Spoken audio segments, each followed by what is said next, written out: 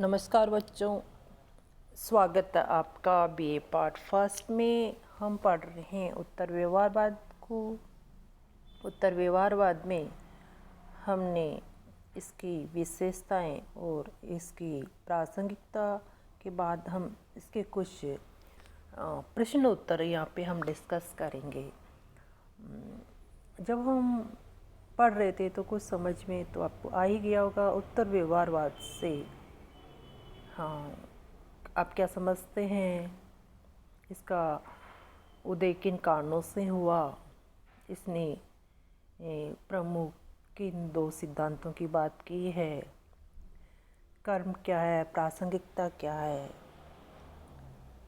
इन्हीं के बारे में हम चर्चा थोड़ा विस्तार से करेंगे। सबसे पहला क्वेश्चन आपके सामने है, उत्तर व्यवहारवाद से आप क्या समझते हैं।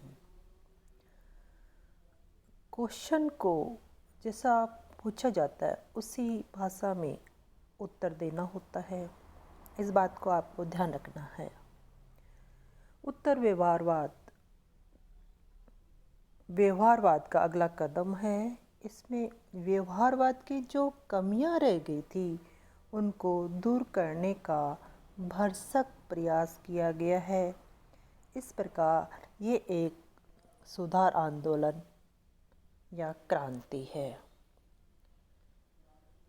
दूसरा क्वेश्चन आपके सामने है, उत्तर व्यवहारवादी क्रांति के दो कारण बताइए।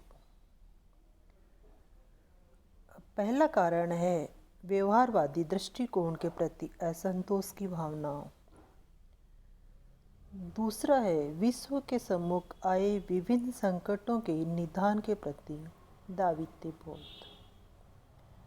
अब आपके सामने तीसरा क्वेश्चन, उत्तर व्यवहारवाद सिद्धांत में किन दो प्रमुख सिद्धांतों की बात की है। पहला आता है कर्म तथा दूसरी आती है प्रासंगिकता। चौथा क्वेश्चन आपके सामने, डेविड स्टर्न द्वारा प्रतिपादित प्रासंगिकता का सिद्धांत क्या है। स्टर्न का मानना है कि हम कोई भी कार्य करें, शोध करें, वह प्रासंगिक होना चाहिए, यानी अनावश्यक कार्य हमें नहीं करना है। जो भी रिसर्च करें वो प्रासंगिक होनी चाहिए, समाज से में उसका रिजल्ट सामने आना चाहिए। नेक्स्ट है आपके पास सामने, उत्तर व्यवहारवादी दृष्टिकोण में मूल्यों की क्या भूमिका है। उत्तर व्यवहारवादी उपागम में मूल्यों की निर्णायक भूमिका है। ये माना गया है कि यदि ज्ञान को सही उद्देश्य प्रदान करना है तो मूल्यों को केंद्रीय भूमिका देनी होगी।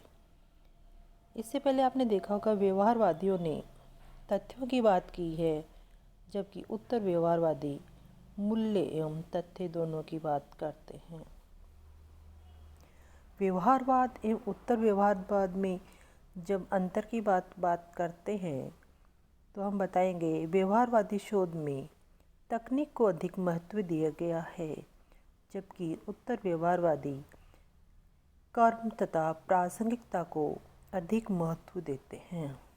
जहाँ व्यवहारवादी तथ्यों पर जोर देकर मूल्यों की अवहेलना करते हैं, वहीं उत्तर व्यवहारवादी तथ्य एवं मूल्य दोनों का महत्व स्वीकारते हैं।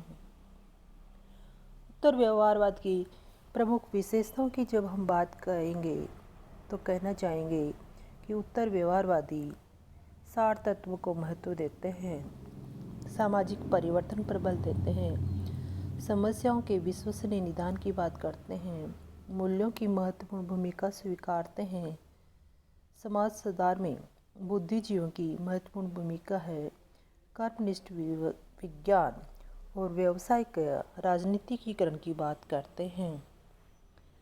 जितने शब्दों में आपको क्वेश्चन का आंसर पूछा जाए, लगभग हमें उतने ही शब्दों में अपने उत्तर देना है। हमारा उत्तर जितना सारगर्भित होगा उतने ही हमें अधिक मार्क्स मिलने की संभावना रहेगी। इस बात को आपको मद्देनजर रखना है। धन्यवाद।